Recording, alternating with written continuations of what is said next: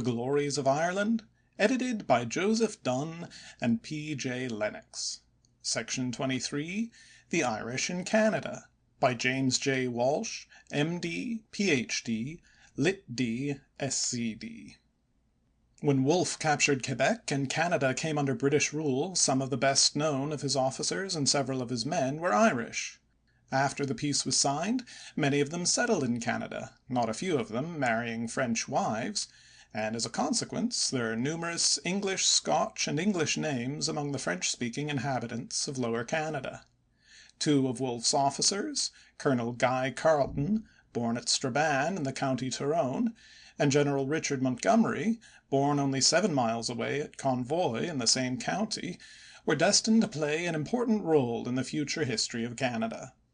Montgomery was in command of the Revolutionary Army from the colonies when it attempted to take Quebec, and Carleton, who had been a trusted friend of General Wolfe, was in command of the Canadian forces. The two men were the lives of their respective commands, and with the death of Montgomery, Carleton's victory was assured.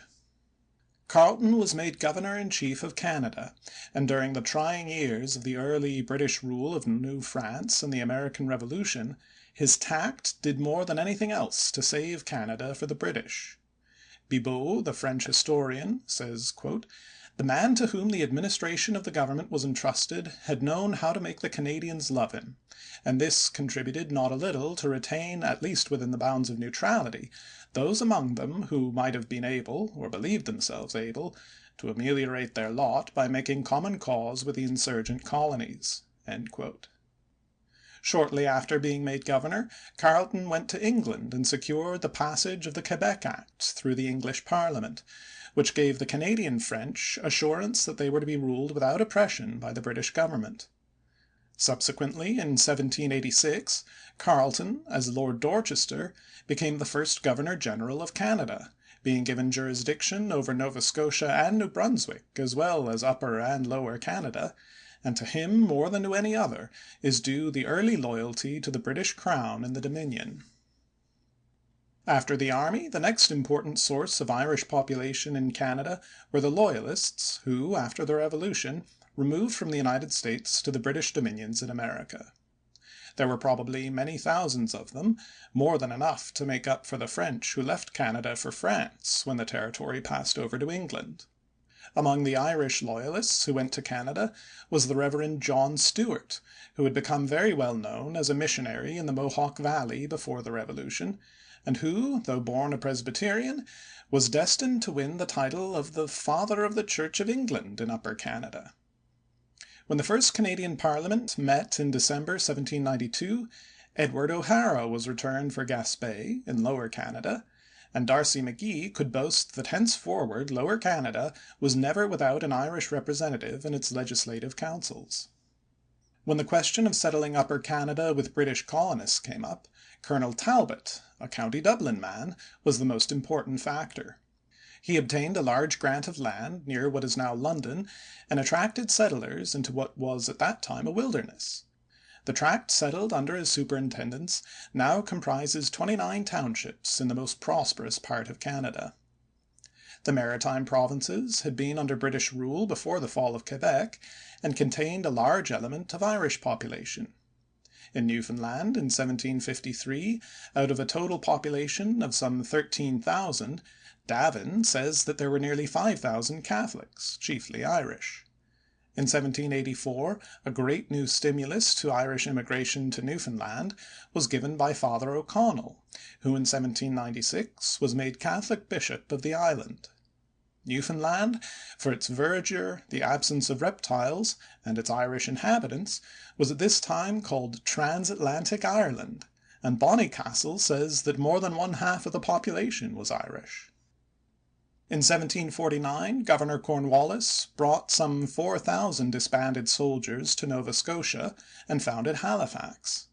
10 years later, it was described as subdivided into Halifax proper, Irishtown, or the southern, and Dutchtown, or the northern suburbs. The inhabitants numbered 3,000, one-third of whom were Irish.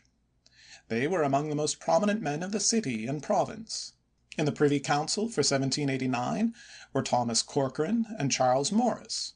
Morris was the president of the Irish Society, and Matthew Cahill the sheriff of Halifax in that year. A large number of Irish from the north of Ireland settled in Nova Scotia in 1763, calling their settlement Londonderry. They provided a fortunate refuge for the large numbers of Irish Presbyterians who were expelled from New England by the intolerant Puritans the following year. They also welcomed many Loyalists who came from New York and the New England states after the acknowledgment of the independence of the American colonies by Great Britain. Between the more eastern settlers around Halifax and those in the interior, the greater part of the population of Nova Scotia was probably Irish in origin. It was in the maritime provinces that the first step in political emancipation for Catholics under British rule was made.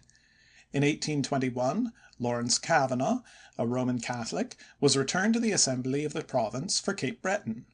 He would not subscribe to the declaration on transubstantiation in the oath of office tendered him, and as a consequence was refused admittance to the assembly.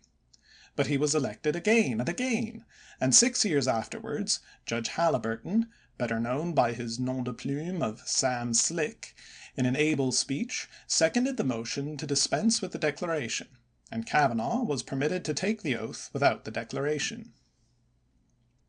The War of 1812 brought over from Ireland a number of Irish soldiers serving in the British Army, many of whom after the war settled down and became inhabitants of the country. They were allotted farm lands and added much to Canada's prosperity. A type of their descendants was Sir William Hingston, whose father was at this time a lieutenant adjutant in the Royal 100th Regiment, the Dublins. Sir William's father died when his son was a mere boy, but the lad supported his mother, worked his way through the medical school, saved enough money to give himself 2 years in Europe, and became a great surgeon. He was elected 3 times Mayor of Montreal, serving one term with great prestige under the most trying circumstances. He afterwards became a senator of the Dominion, and was knighted by Queen Victoria. Prince Edward Island was settled mainly by the Scotch and French, and yet many Irish names are to be found among its old families. It was ceded to Great Britain in 1763, and the first governor appointed was Captain Walter Patterson, whose niece, Elizabeth Patterson, was married to Jerome Bonaparte in Baltimore in 1803. Captain Patterson was so ardent an Irishman that through his influence he had an act passed by the Assembly changing the name of the island to New Ireland, but the home government refused to countenance the change. At this time the island was known as St. John's, and the name Prince Edward was given to it in honor of the Duke of Kent in 1789. One of the most popular governors of the island was Sir Dominick Daly, knighted while in office. He was a member of a well-known Galway family, and first came to America as secretary to one of the governors. He afterwards became provincial secretary for Lower Canada. Canada suffered from the aftermath of the revolutions which took place in Europe during the early part of the 19th century.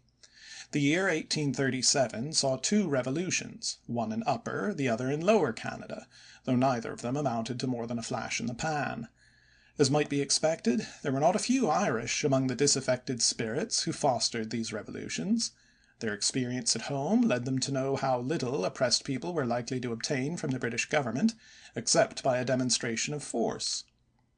There were serious abuses, especially the family compact, the lack of anything approaching constitutional guarantees in government, and political disabilities on the score of religion. However, most of the Irish in Canada were ranged on the side of the government. Sir Richard Bonnycastle, writing in 1846, said, quote, "The Catholic Irish, who have been long settled in the country, are by no means the worst subjects in this transatlantic realm, as I can personally testify, having had the command of large bodies of them during the border troubles of 1837–8. They are all loyal and true." End quote. Above all, Bonnycastle pledged himself for the loyalty of the Irish Catholic priesthood.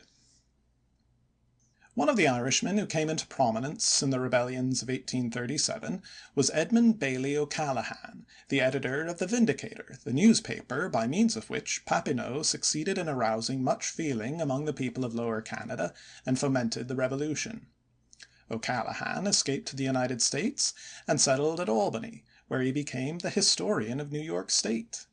To him, more than to any other, we owe the preservation of the historical materials out of which the early history of the State can be constructed.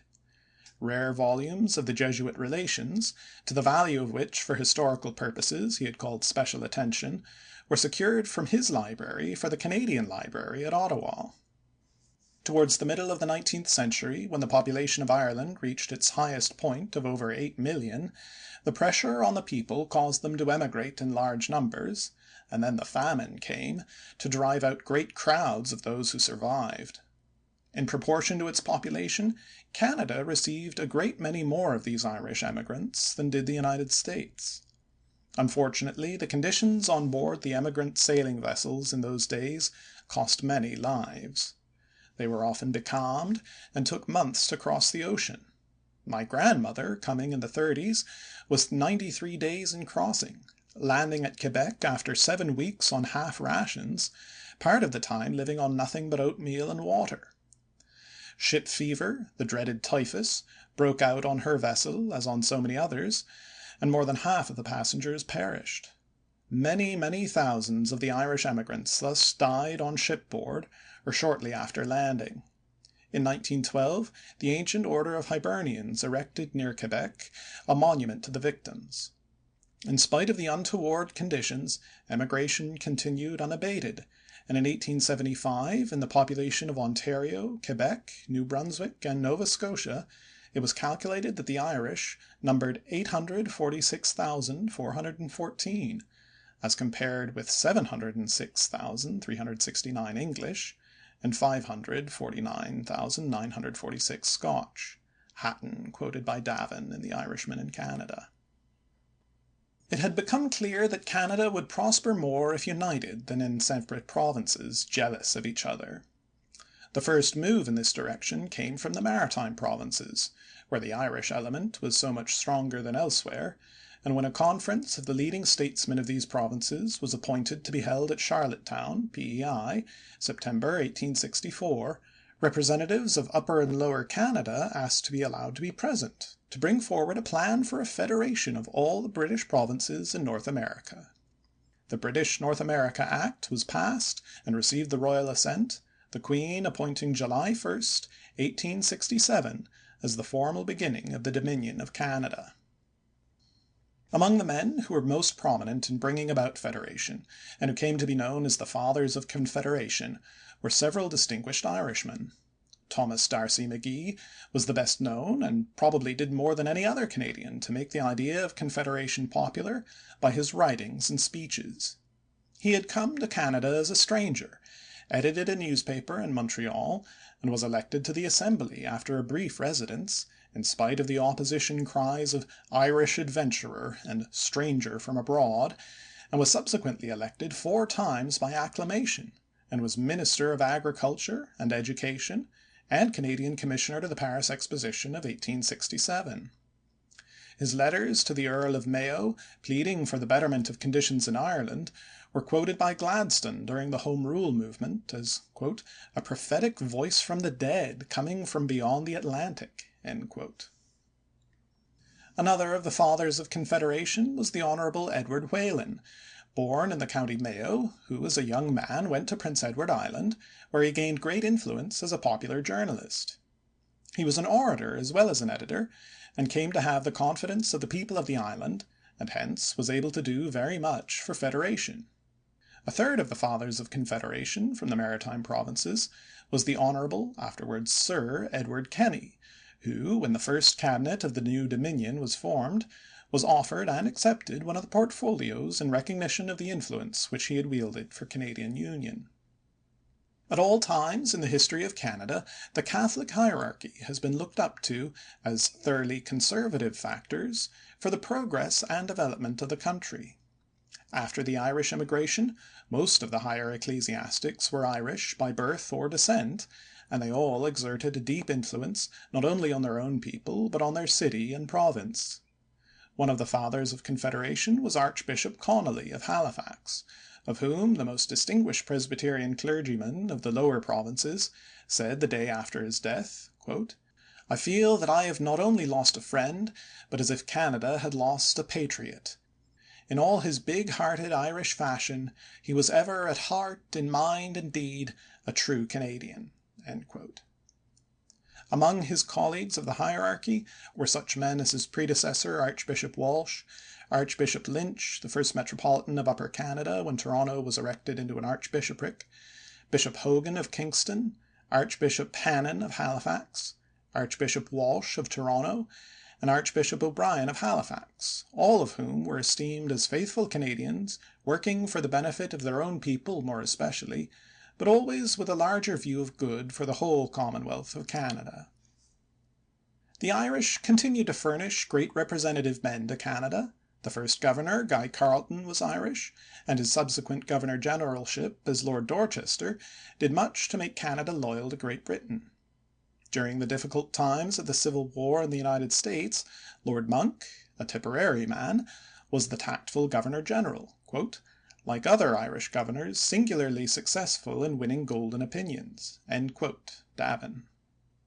Probably the most popular and influential of Canada's governors-general was Lord Dufferin, another Irishman. Some of the most distinguished of Canadian jurists, editors, and politicians have been Irishmen, and Irishmen have been among her great merchants, contractors, and professional men. In our own time, Sir William Hingston among the physicians, Sir Charles Fitzpatrick among the jurists, and Sir Thomas George Shaughnessy among the administrative financiers are fine types of Irish character.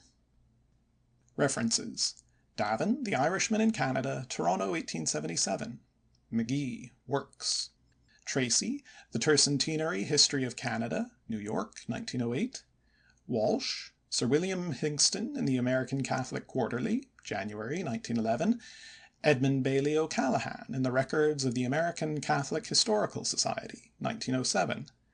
McKenna, A Century of Catholicity in Canada, in the Catholic World, Volume 1, page 229.